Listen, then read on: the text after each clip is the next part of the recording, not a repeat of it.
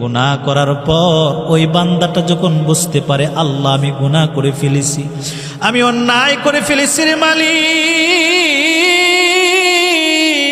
আমি অপরাধী, আমি পাপী, আমি জালেম, এই কথা স্বীকার করে কোন গোলাম যখন আল্লাহর দরবারে তওবা করে, আল্লাহ তাবারক ওয়া তাআলা বলেন ওই বান্দাকে আমি আমার আপন কোলে উঠাইয়া তার গুনাহ খাতাগুলি আমি মাফ করে দেই। এই জন্য মুসলমান বাবাজি, যখনই আমাদের কোনো গুনাহ হয়ে যাবে, কোনো অন্যায় অপরাধ হয়ে যাবে, আমাদের দ্বারা যখন কোনো জুলুম হয়ে যাবে, অন্যায় অপরাধ হয়ে যাওয়ার পর আমি আপনি আল্লাহ তাআলার দরবারে তওবা করে ফিরে আসতে হবে, আল্লাহর দিকে রুজু আসতে হবে। কারণ আমার আপনার দ্বারা কত গুনাহ সংগঠিত হয়ে যায়, কত গুনাহের কাজ ঘটে যায়, প্রত্যেক দিন দৈনন্দিন গুনাহের কাজ আমাদের মাধ্যমে হয়।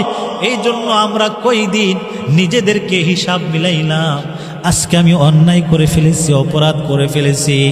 এ মুসলমান বাবাজি, যুবক ভাই, আমরা যদি ঘুমের ভিতরে যদি মারা যাই, আমরা ঘুমাইলাম, ঘুম থেকে যদি জাগ্রত হই তাহলে সকাল, আর ঘুমাইলাম, ঘুম থেকে জাগ্রত হইলাম না তো পরকাল, তাহলে আল্লাহ তাআলার দরবারে তওবা করার সুযোগটা পাইলাম কই? এই জন্য মায়ার নবী বলেন, উম্মতের দল তোমরা জানিয়া রাখো রে গোলামের দল, প্রত্যেক দিন আমি নবী, আমি পয়গম্বর 70 বারের অধিক আল্লাহ তাআলার দরবারে তওবা করে থাকি। এই জন্য তওবার কোনো বিকল্প নাই। আল্লাহর পয়গম্বরের এক সাহাবী মাইস ইবনে মালিক আল আনসারী রাদিয়াল্লাহু তাআলা আনহু, উনি একজন আল্লাহর পয়গম্বরের আনসারী সাহাবী ছিলেন। মুসলমান বাবাজিরা আমার, তিরমিজি শরীফের হাদিস, আল্লাহর পয়গম্বরের সাহাবী মাইস ইবনে মালিক আল আনসারী রাদিয়াল্লাহু তাআলা আনহু আল্লাহর পয়গম্বরের দরবারে আইসা উপস্থিত হইল।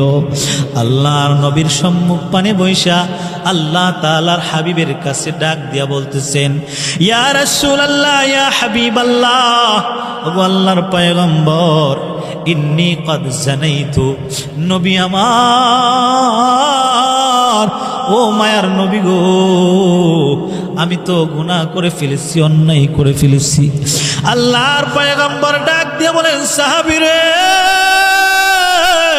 কি গুনাহ করেছো সাহাবী, কি গুনাহ করেছো? ওই সাহাবী ডাক দিয়া বলেন, ইয়া রাসূলুল্লাহ, ইয়া